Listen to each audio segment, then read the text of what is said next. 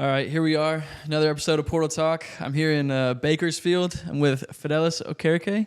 What's up, man? It's nice to see you again, for real. It's good to see you too, man. Thanks for doing this. I appreciate it. Hey, bro, I have no problem doing this. Like, this is honestly, like, cool to me. I watch podcasts, like, all the time, too, so. Yeah, that's kind of why I started. I mean, I was super into listening to podcasts, too. So I was like, dang, that would be pretty fun to do with, like, college basketball players and going around school to school, keeping, like, traveling and stuff. And then, dude, everyone has, like, amazing stories. And no one would ever hear it if you don't actually, like, talk to them and get it out of them because people don't talk a lot, so. No, they don't. Especially in our society, for real. Yeah, that's what like, especially basketball players too. Even in general, like if it's not like a reporter at a basketball game or like something like super professional, people don't really talk. And if they do talk, it's not like what they're really feeling or like what the real story was. I feel you. Yeah, so I just want to get to know you a little bit, tell your story and where you came from. So you're from Carson? Yeah, I'm from Carson. And I then moved out there when I was, like, 8. Oh, where'd you move from? Downtown L.A. L.A.? I was downtown? down there. Like, I was actually, like, 10 minutes away from USC. Oh, okay. Yeah. And then you went out to Carson, and then how'd you pick going to King Drew High School? Actually, my guy, I'm still friends with him now. That's my guy, for real. I went to church with him, and he saw how big I was, so he introduced me to the coach over there and stuff like that. Went to practice one day. I slipped and stuff like that on the first day. It was crazy. But I didn't even have the right shoes. After that, he provided me with shoes and stuff like that, and kind of got me into basketball culture, for real.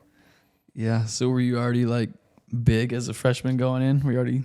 Yeah, I was, like, tall. I was more, like, chubby, for real. People could say I was chubby, though. Like, I was, like, 240 as a freshman, and I was, like, I would say, like, 6'2", 6'3". Pretty big kid. Yeah. So did you play sports growing up? I mean, like, I played basketball, but it wasn't nothing serious. Like, it was just stuff on the playground, for real. Like, in terms of my family, like, Nigerians, like, they really only want us to focus on studies. So it was like, Okay. anytime I brought up basketball, no basketball, like, I'm just like, Dad, please, like, no, y'all grades. I'm like, all right, for sure. It's That's cool. funny. I just had last week, I had another Nigerian on the podcast, Baba from George Washington. Yeah. swear. So yeah, shout out him. He was doing the same thing. He said the same thing, that his family said the same thing. Like, you're going to for school. Yeah, only for school. So it's important? Yeah, school is definitely important because without it, because that's what they think that's like the only way of success because, you know, from where they came from, and it makes sense. It's also the safest in terms of education. So they just want to make sure that we have good grounds for our future. That's what it just did. Yeah. Did you get your bachelor's degree yet? Or are you doing your master's? No, not yet, Not actually. yet. I was thinking about it this year, but I kind of changed my major up to fit what I want to do in the future. So, you feel me? Yeah, that's what smart. I'm working for. What are you majoring in now? I'm interdisciplinary studies. It's like akin plus like a business major combined. You feel me? Because I want to own a gym. But you feel me? Those are just like plans for the future. Yeah, no, that's good. That's smart to have a plan in the future because eventually the ball's going to stop bouncing. You get old. Exactly. Got to have a plan. So when did you start? You went to King Drew High School, and then when did basketball start becoming like a thing where you're like, all right, I'm going to be good at this? Yeah, it's actually crazy. Well, in terms of how you was talking about like stories, people don't really get to hear. What happened was I didn't play basketball in 9th grade. I wanted to. My dad pulled me out. Oh, wow. Yeah, before the season started. So I would always just watch them and stuff like that, but I would never like play. And then I kind of like gave up during the summer. And then halfway through the summer, I seen a video of Zion Williamson. I swear. The next day I was like, nah, bro, I could do this, bro. There's no way. I got to go D1. So I started training like every day relentlessly. I cut down from 240 to 220 in a month. Like I was just like going hard every day. So I worked on that. And then in 10th grade, I was with my coach, Coach Webb. He's at King Drew right now still. And he built me up real spill. I didn't really have the skills. I did everything I could in terms of YouTube, using my sources like that because, you know, I can't pay for no trainer during that time. And we ended up getting our first championship. that year. That was his first year coaching. And then from there, I mean, just kept going, like 3 times a day. Any way I could get to the gym, I was at the gym. Dang, so that was your sophomore year. You guys won it? Yeah, sophomore year we won it. Dang. So then what gym were you getting into as a freshman? Were you doing it with a coach? Were you like grinding by yourself? Who was really, I was you said grinding by YouTube. myself, and I was grinding with Coach Webster. Like every day in practice, making sure I was getting it in, being physical, being hard. After practice, staying another hour or so. Then he'd sometimes take me home, or I'd take the bus, or somebody would take me. Mm-hmm. So did you go automatically into varsity? You said you're 10th grade? I went automatically into varsity. I mean, he saw my potential, and he always harped on defense. So that was like my thing starting off. I was for sure a defensive guy, just in terms of like blocking shots and stuff like that, but also a really good post guy. Because again, I just really started basketball with him in 10th grade. So it was just like posting up was how I'm built and stuff like that. Well, it just came to me. So yeah. Yeah. So I mean, what are you, 6'6", 240 now? What are you? No, I'm 6'6", 263. Yeah. So were they that size in high school or no? That come later? What? Getting to 6'6", I mean, you said you were 6'4", 240? I was like 6'5" when I got to the 10th grade, and I was 240 by the end of 11th grade. 12th grade, I was still 240, and when I got to college, my weight started climbing, but my body just like went with it. Yeah. So I have like tons of muscle. Like I'm under 10% body fat right now. Jeez. So how was that kind of transition? Like you said, you just started playing basketball. Now you're 10th grade, 11th grade. How was the feedback like positive? Like did you hit the ground running? Did it like take time to get used to basketball, or how was that? Like you mean like Your skill set compared to other people, and like were you being successful already in high school? Like as soon as you started? Honestly, yeah, because they weren't willing to work. I'll be real. I was willing to like go hard, like, which is so crazy. I was going like all the time, like trying everything I could, anything I could, like handle work or anything like that.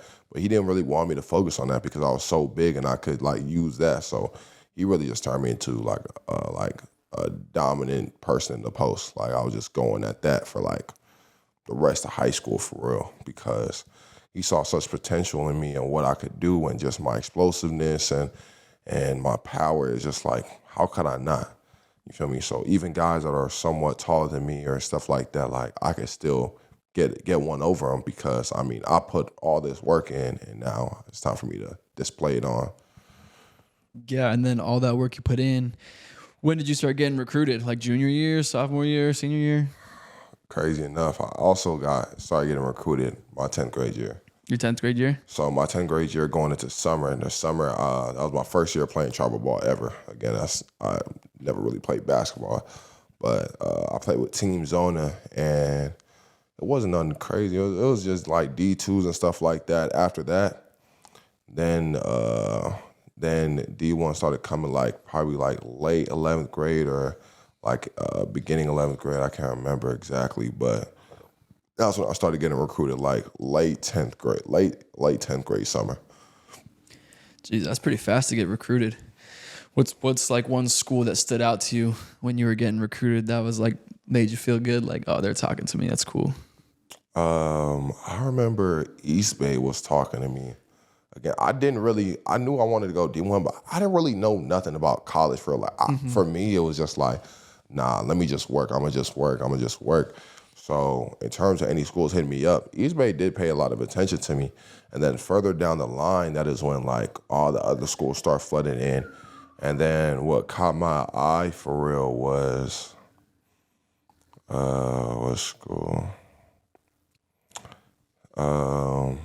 What caught my eye for a minute was UCI because of how persistent they were on me. But then they kind of like, for me, we didn't really get on the best terms at the end of it once quarantine hit. So it was just like, it fell through. Yeah, like recruiting does. So then how did you come to your choice of choosing CSUN? I came to the choice of choosing CSUN because, again, it was quarantine. So I was thinking like, I'm not trying to go too far. I was originally gonna go to I think it was Canisius. I can't remember the exact name of the school, but it's another. It starts with a C, CUB. Yeah. Was it Coppin State? Coppin State. Okay, There we go. It I'm bad remembering stuff, I swear. Yeah, names. But it was Coppin State. I was gonna go there for real, and then CSUN hit me up. It was a Zoom call, and he after an hour of the Zoom call, he watched the highlight tape of me. He just offered me on the spot. I was just like, oh, okay, wow. And then I gave it some thought, and I'm like, well, they are an hour away. I'm pretty sure I could help the team, and I could go against UCI and stuff like that. I mean, it just seems right to me. Like, it's not too far from everything else. So while I'm here, I could build my stock, and I could, possibly do something good over here. Yeah. How far was that from where you lived? About an hour. Hour To like 45 minutes. 4 or 5 is crazy, so. Yeah, so that kind of went into your decision of like how close it was to home? Yeah, surprisingly. At first, when I was getting recruited, I wasn't thinking like anything about going to like in terms of like home and stuff like that. Like I didn't really care. But I mean, more variety started showing up, and it made me think like maybe I do want to be close to home because I don't know how much I'll be back and see them and stuff like that, make sure they're good and stuff like that. So that's what I was thinking personally. Yeah, no, absolutely. I think that's what a lot of people think about too when they make their decisions of proximity to home. So now you commit to CSUN, and then what's it like? It was after COVID, or it was COVID when you actually got there? It was COVID. It was COVID. Yeah. So what was that like actually getting to CSUN and being there during COVID, I guess? Man, it was crazy. It was crazy. I remember the time when we had half our team had COVID cases, and I think we had to like not play a game or something like that. I don't remember how, but it was just drastic because it's like it really changes the way we play basketball because there's no fans and there's nothing. Like we're separated from everybody. Like campus is closed down damn near. Like everything's just Zoom. It just makes such a drastic transition.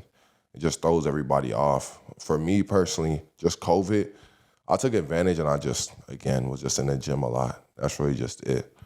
I did start a couple games, and that kind of showed through, like, again, my work ethic. But, I mean, I did whatever I could to, to push as much as I needed for my freshman year. Mm-hmm. Your freshman year was during that COVID year when there was no fans. None. Yeah, that's crazy. So then you finished that season. Did Coach Godfrey get fired that season or the next season? He got fired that season. That season. Yeah. So your head coach gets fired. Yeah. And then what's going through your mind now? You guys, are you thinking about leaving? Are you staying? Real spill, I was thinking about leaving because I had a good enough freshman year so to where I could have went to another place for real. But I was like, hold on, like, I mean, me personally, like, me and my coach, like, we talked earlier and, like, King Drew and stuff like that, and he always talked about guys, like just, like, transferring and stuff, and how the transfer portal's crazy. And, I mean, I kind of agree with him on that, but it's, like, right now in terms of, like, my head, and I was thinking then, like, no, I shouldn't transfer. Like, I'm good. But at the same time now, it's like, nah, like, that would have been the best opportunity for me because, I mean, just to have something more stable, because what I've learned so far about my freshman year is that it's unstable. But if I was to have something more stable, I definitely felt like I would have, done more. I have no regrets about, like, staying and stuff like that because I still learned a ton. Mm-hmm. But it was just like, had I had a different viewpoint in my head, then I probably would have made a different decision of staying. Oh, wow. So then you make that decision to stay, and then who is the new coach? Trent Johnson. So you have a new coach, Trent Johnson. How did that go, having a brand new coach that you didn't even get to choose? You were already there, so it kind of fell onto you. How was that? I mean, it was interesting. We didn't really I thought it was going to be a better year than what it was, but it also, like, half the team was gone from the previous year, and we still had people hurt. It was just a whole bunch it was a mess. Yeah. Real spill, though. I mean, he did what he could, but at the same time, it was just like, Nah, it just wasn't good enough for us to like really like secure wins and like secure like team chemistry. It just felt wrong. All the energy was off. Like everybody had their own cliques. People usually have their own cliques, but at the same time we're able to come together, but not us. Like we just couldn't. In game, it showed a lot. We kept losing. We couldn't finish games or anything. So yeah. So how do you handle that as a player? Like personally, what do you do? Like what's motivating you? Because obviously that's probably super frustrating. I mean, just being honest with, like when there is that throw off of energy, like when we can't come together for real. And that is something that I found more at Bakersfield, to be honest. Like we're going through something. So, all right, we talking it out for real, because if not, we really 48 days away from the season for real. So it's just like, if we don't talk this out now, it's like, it's going to lead to our damnation of all the work that we've put in. And I'd rather not. Like, I don't think I can handle losing as much as I've done the past 3 years. So, so we talk it out. And as a player, it's just like, it's a lot more comforting knowing that everybody's as receptive as you are, because then it allows more way for winning. Like everybody, that's how you know everybody has winning on their mind, because we're willing to accept our faults and our bruises. If we don't accept our faults and our bruises, then we can't fix him up. Mm-hmm. So I'm happy that we're able to accept that here at Bakersfield, because, man, we got a lot of fixing up to do, but I mean, that doesn't stop us from winning, because we're always going to make sure that we're good at the end of the day. And it's going to be before we hit the season, so that we make sure that we can kill anybody that we need to. Yeah. I mean, like you said, you've already gone through that adversity and the losing, so you kind of know what it takes now to like start winning games and how to get through adversity. And what kind of advice do you have to other teams or other players that may be going through a season like you had last year that it just seems super rough and it's a lot of losing and a lot of bad chemistry? What's some advice you would give them now that you've already gone through it? Some advice I would give them is somebody got to pick it up and take charge. Like, real spill, though. Like, my first year at CSUN, we had a leader, yes, but it was still broken. You know what I'm saying? Like, we all gotta have a conversation and come together, because if not, we're gonna stay in ruins. Like, it's a team. Like, our coaches may be coaching us, but we're a team at the end of the day. We're the ones out there on the floor. So if somebody doesn't take take charge in terms of the way the energy is going on the team, like we could plan an outing or something, it doesn't matter. We just need to find a way to come together. We can't win by ourselves. Real spill. It's a team sport. You want to do that, you got to go to like MMA or something, or golf, you feel me? But if not, I mean, you got to deal with the fact that you have teammates that think differently of you, and then we got to go from there, you feel me? So really coming together and making sure that we all click. Yeah, so basically someone's got to step up to be a leader. Yeah. And bring everyone together. Yeah, that's true. So during that season, now it's towards the end of the year, when do you make that decision of like, I'm not coming back, I'm going to go somewhere else? Halfway through the season, probably earlier. I didn't feel the winning. I didn't feel it. It felt dead to me. It felt fake. I didn't know what to, because you feel me, like, I'm going to put work in, me personally. But it's just like, I could put work in and then just it be taken away from the fact that we all don't want to win. Like, and that could be anywhere from the athletic trainers to the players. I could feel that within the spectrum that, bro, this is not what winning feels or looks like. So I was just like, no, like, I can't do this for real. Like, if it comes to worse and we really don't get anywhere in this playoffs, like, nah, like, I gotta go. Yeah, if things don't turn around, you gotta go find somewhere where it's a better winning culture. Yeah. And then so do you put your name in the portal after the season's over? Yeah, I put it like, I think a week after we were done with the season, a week after. Okay, and then how did that go? What was the recruitment like once you put your name in the portal? Oh my, the recruitment the transfer portal is a crazy portal, by the way. If anybody put that, it's just crazy as heck. I really don't understand it. But now, like, I think it was funny. So that Saturday, I got put in the portal. I got put in the portal on Saturday, and like a bunch of numbers start hitting my phone. It was crazy. And I was on the phone with a coach. Like, I think this is like 10 minutes in. The coach had called me. I'm on the phone with him. But then another number calls me. And he's like, hey, man, like, we really think we could help. We could, like, you could help us over here. Like, I really think this is like God, like, telling me that, like, you know, you should be with us. And guess who it was? Bakersfield, Rod Barnes, man. I was like, Bakersfield, like, we always go head to head with them. This is an interesting phone call. Like, and for him to call me like 10, 15 minutes in from me being in the portal meeting, she was like really looking out for me. So I had them on my mind already. It was just a mix of like D2s and D1s though. Like it was a cool mix. And, you know, like the transfer portal, again, crazy, but I am thankful for the opportunities that it gave me. So just looking around. Because another thing, I ain't never been on a visit because of COVID. So I was like, maybe I'll be able to get to go on some visits for real. But I went on the one Bakersfield visit and called it. So.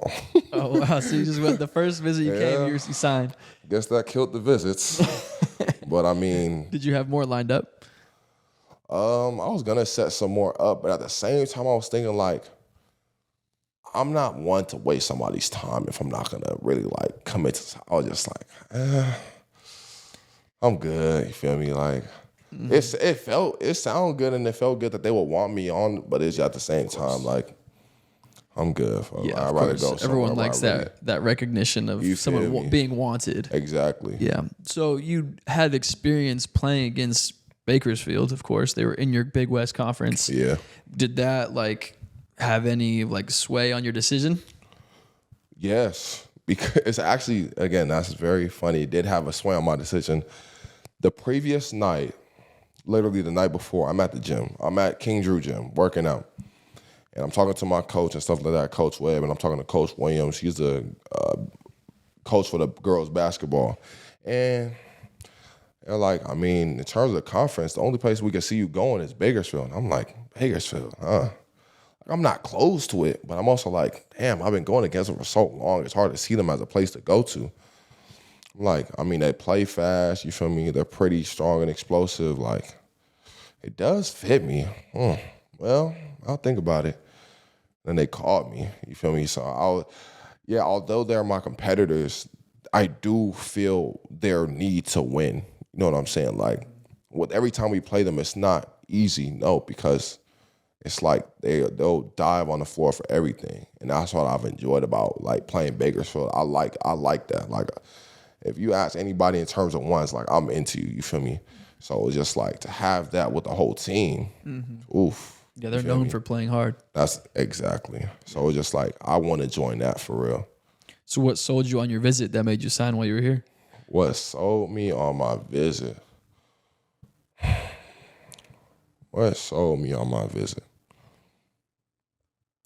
Because I drove out here today, and it's a lot of farm fields and a lot of nothing out here in Bakersfield. Yeah, I honestly, real spill though. I love that. Like, really, I love it because there's no reason why I shouldn't be working or trying to get better. Because I can't drive back home. I've tried. Driving back home now, it gives me damn near psychological problems because it's like, dang, I'm still driving. Like, there's no way. Nah, I can't do the drive. I'd rather just sit here and work out. How long is it from home? 2.5 to 3 hours. 3-hour drive. So, nah. And then I'm too tall to be in my car like that. You feel me? Like, no, I'm not doing that. But on top of that, it's like, again, I've never had 24-hour access at CSUN. But here, I do. Apart from the teams that are playing, but during the summer, like, it's like I could really come in there anytime and just work. And the coaches, they want me to just work. Literally, they already said it was going to push me to be, like, the best, you feel me? And I know usual times, like, that's just talk. But talking to the players and how hard they push them, like, bro, like, no, that's real talk. And, I mean, they proving themselves now. I ain't even going to lie. I was just working out with them yesterday. They almost got me. So how long have you been here now? A few months? Since I'll probably say about 4 months. For about 4 months. 4 months. How have you liked it so far? Honestly, I love every second. Really? Like dead serious. Like I'm not gonna lie and be like oh, you feel me? I don't enjoy certain things. Like I love every second because I feel like every second I am getting better. Like all the running that we're doing, like I'm getting better, whether no matter how tired I am. You feel me? Mm-hmm. Like the workouts and stuff like that. All the tiny fix ups they want to like. They do a lot of like what is it called? Micro managing in that sense. Like we're working on a lot of defensive stuff, so I do a lot of micro managing in that sense. And in general, it's easy to get like, man, like they keep putting this. So like, nah, like this is good because we're gonna win like this for real. Like making sure that we have every little thing spotted out before we head into the season that we're gonna have. Like we have a vast season. We got USC, Berkeley, Gonzaga. Like it doesn't make sense why they wouldn't, because we're gonna go to their places and we need to wipe the floor with them, not the other way around. So yeah. You got some big games coming up. Yeah, we definitely do. this season. That's cool. What game are you looking forward to the most out of your USC. non-conference? USC. USC. I need it. Yeah, they're stacked.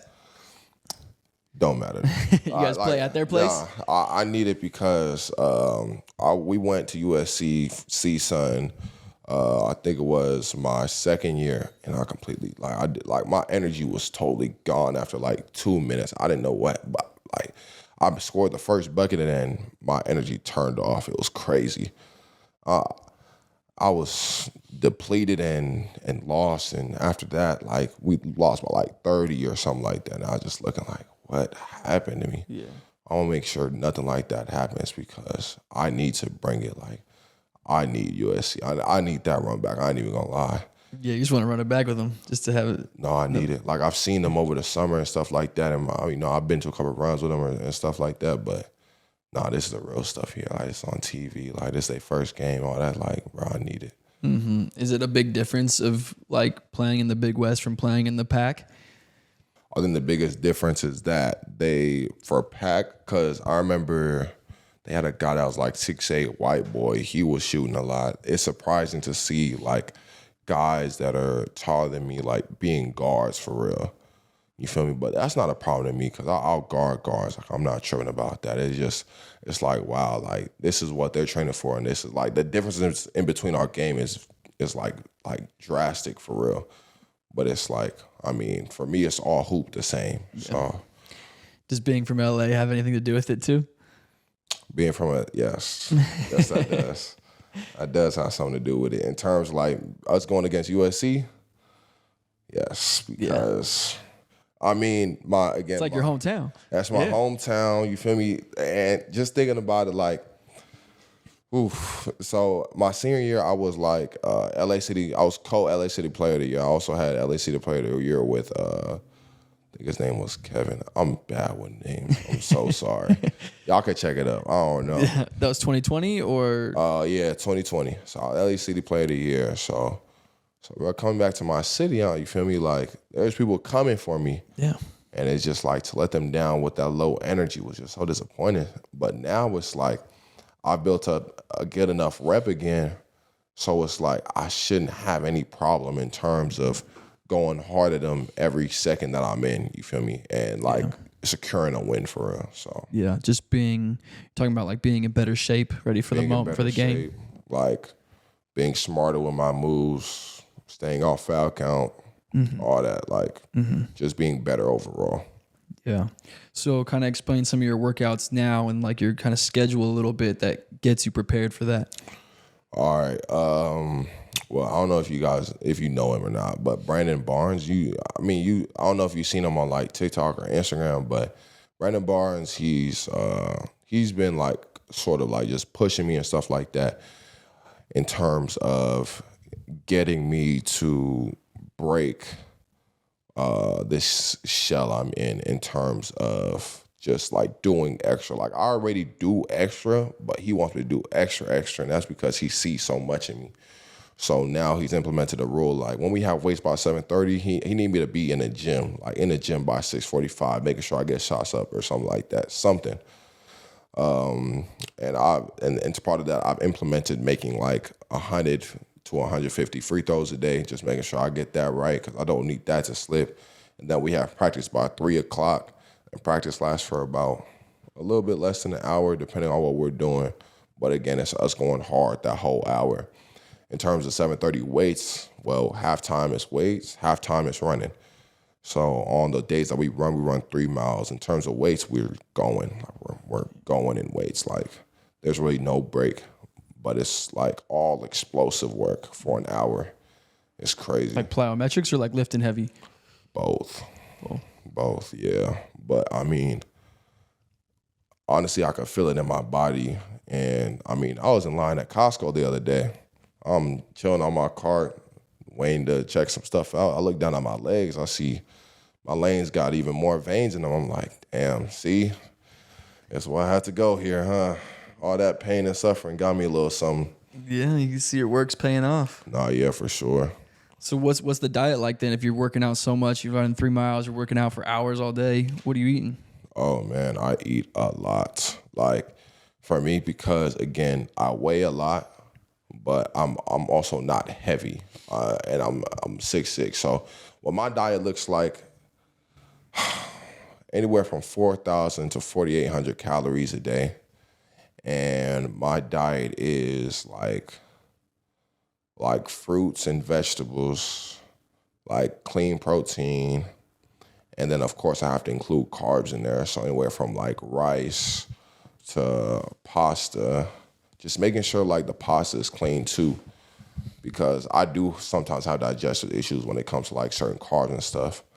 And just making sure I'm like filled up for real. So I probably like have like 5 to 6 meals a day because I do get hungry fast. Like I'll eat a meal and just, feel me? So I'll be like, dang, well, I guess I need to eat again. Well, yeah, you're burning so many calories. Yeah. A day. You have to replenish your body to stay big and strong. Yeah. Do you guys have like a cafeteria? How do you guys do food? I just make food. Like I'm a cook, so I cook everything I eat. I still haven't been out in terms of Bakersfield since I've been here. You cook all your own food? I cook all my food. Wow. It's the only way I'm gonna get enough. If I go to a place, I'm gonna be charging like $30 per meal. And it's like that's still not gonna fill me up. So I just cook my own food, like because we get like stipend money and stuff like that, because our scholarships and stuff, I use that money and I end up saving money than me going out. So I just cook everything, but I still end up running out of food in like 2 or 3 days. So what's your favorite meal to cook then? Ooh, boy. See, now that's talking about something. You're obviously a foodie then. Oh, yeah, I ain't finna. See, if we start talking about that, we're going to be here for like 2 more hours. Hey, I'm here as much as you need, as long as you got. That's simple. What's your favorite food to make? My favorite food to make? Ooh, okay. My favorite food to make would be pasta, and it's this thing called Rasta pasta. I love making it. Rasta pasta with some garlic bread. Do you right? It's like a Jamaican jerk Alfredo. And I put like chicken and shrimp in there, and of course like veggies like bell peppers and spinach. And it's just so fire because it's like spicy and creamy and all that. So that sounds good. It's fire. Do you ever cook for your teammates? Yeah. Yeah. We just grilled last week. Oh really? Yeah, real spill. You just grilled what? Like just meats on the fire? I remember July 4th, I did like ribs and burgers and hot dogs and all that. Last week we did chicken and burgers. This week I'm gonna just chill and just do, well, I mean I call it chilling, but it's just gonna be ribs and burgers for real this week. Yeah, that's such a cool skill. I mean, good skill to have, especially at your age. How old are you? I'm 20. 20? Yeah. Yeah, you're super young. You're already cooking all your meals yourself. Where'd you learn to cook? Man, I told you I wasn't playing basketball like that, so I was watching Food Network like for a minute, and then I start picking it up. And then one of the things that was a factor in terms of me like bettering my body was eating better. Mm-hmm. So during that time, the first that month that I really started playing, which is in the 9th grade summer to 10th grade, that's when I researched like everything that I need to and started in terms of cooking. So I started cooking healthy. Then I started cooking just like regular food just because, my family and stuff like that. And then from there, I mean, any recipe I seen, like I was just able to replicate it. Like automatically, I have so many things in my head. It's crazy. So you enjoy cooking? Yeah. Yeah. Like I put some jazz on and just cook. Real spill. Yeah. Where do you find the time to cook during your crazy schedule? I gotta make time, so I make sure to have stuff prepped so that it's not as hard for me to cook for real. And we got a dishwasher, so I mean that takes care of the dishes for real. But in terms of that, I mean it's not like I cook. My cooking doesn't take long personally because I've nailed it down. So it probably take anywhere from like 30 to 40 minutes. You feel me?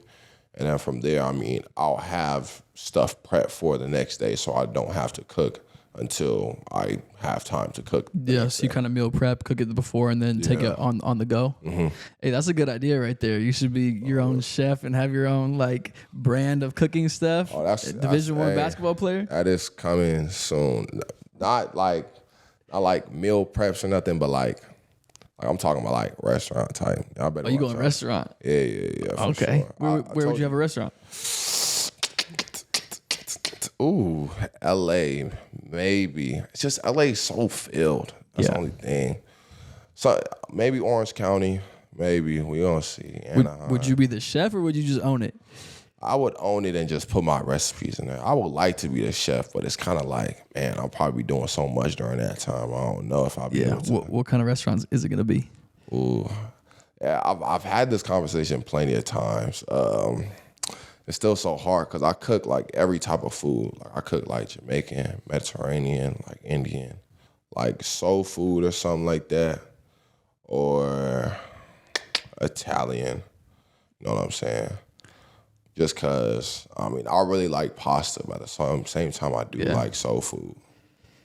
I don't know yet. You haven't figured it out yet? It's too much right now. So you said Italians are probably your favorite food?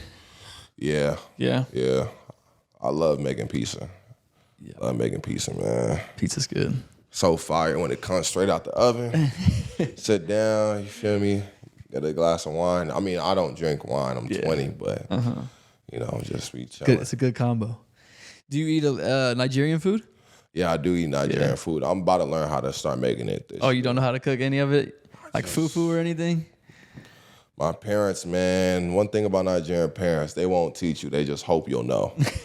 So I've been looking into like YouTube videos and stuff of like Nigerians cooking jollof rice or their chicken or pepper soup. If you know about pepper soup, you know that one will just kill you, bro, if you don't watch out.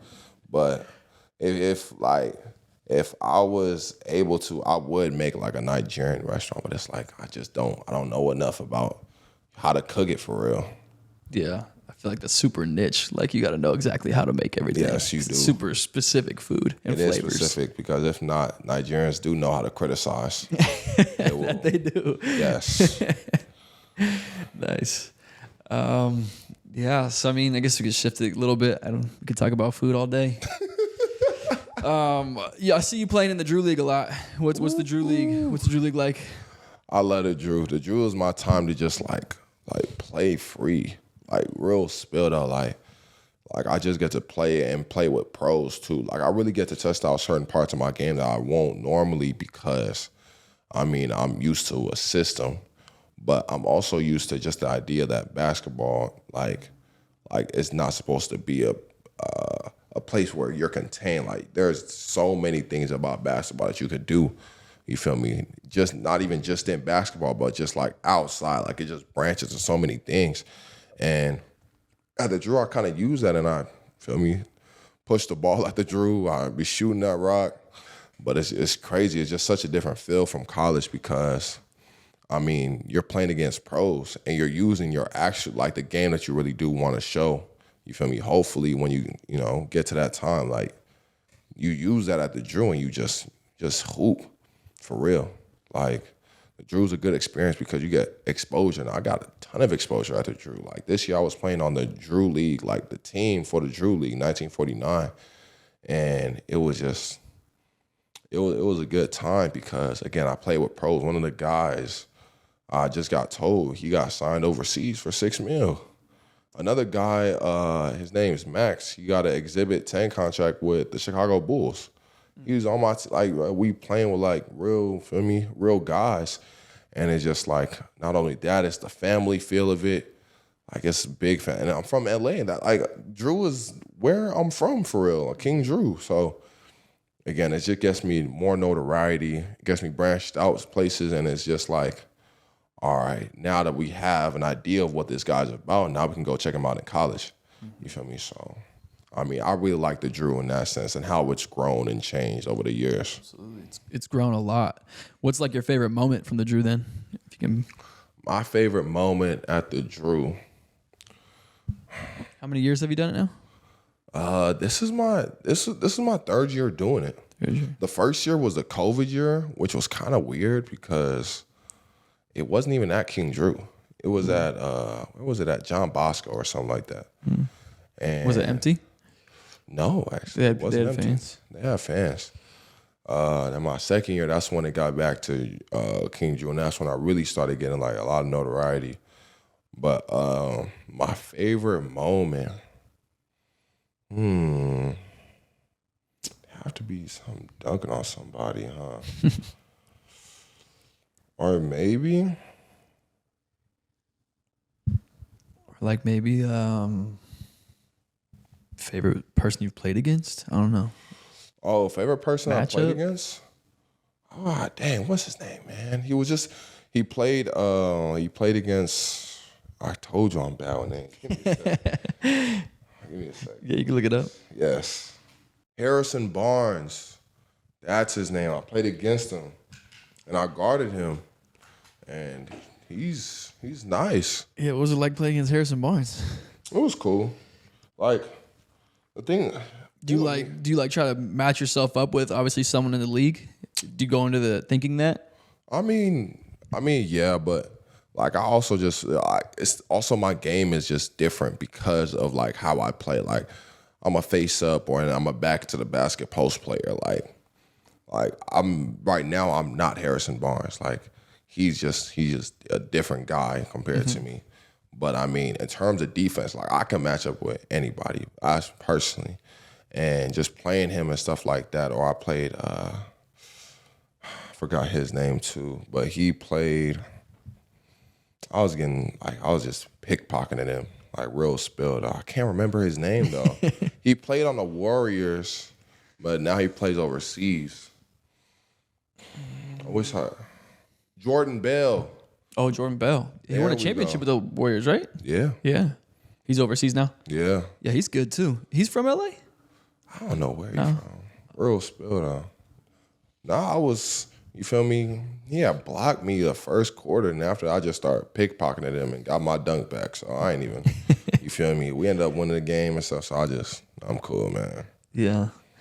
What are you going to keep on playing in the Drew? Yeah. I love playing in the Drew. Real, like, it's just so, I just love the environment there, and I love the competition during the summer. Like, I like summer programs. Like, this is your chance to really see what everybody about for real, apart from being, like, on their college or pro teams. Like, Harrison Barnes, like, he still showed, like, he was, like, although he's known as, a role player or whatever like that, he really can hoop. Like, people think, like, because he's so simple, like, no, like, the simple game is a good game. I mean, you don't need to make it too complicated for yourself. Mm-hmm. I mean, I'm not too crazy about flashy players. I just like players who get it done, and he can get it done. So, sure.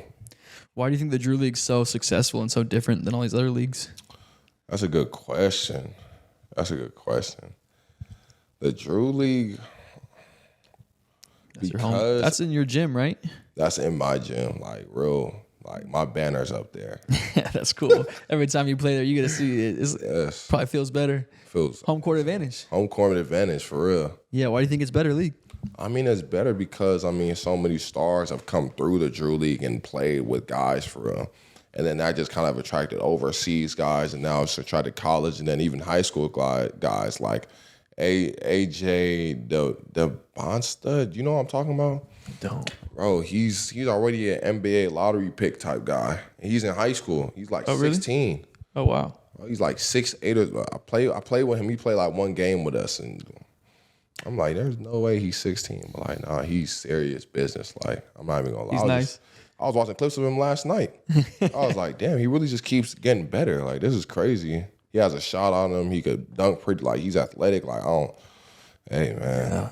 I feel like kids, I don't know why, I could be wrong. It's like kids these days are getting so much more like athletic and skillful younger than it did like when I played, and like even when you probably started playing 6-7 years ago. I mean, of course. I mean, it's just like everything that comes with being in this generation. Like, as generations go forward, there's more and more ways in terms of like how to get better and stuff like that. Like, I didn't have all this on when it was a couple years ago, and you didn't have all this when he was. So it's just like comparing it to in terms of their players to your players to their players is just like, it's so different because I mean the technology, the trainers that they have is just, there's so much more to supplement their growth. Mm-hmm. You feel me? So I understand like how these players be coming out hella athletic, or they come out like shooting the ball really well, because I mean now they really understand the right type of work and how much work you need to do to be able to get there.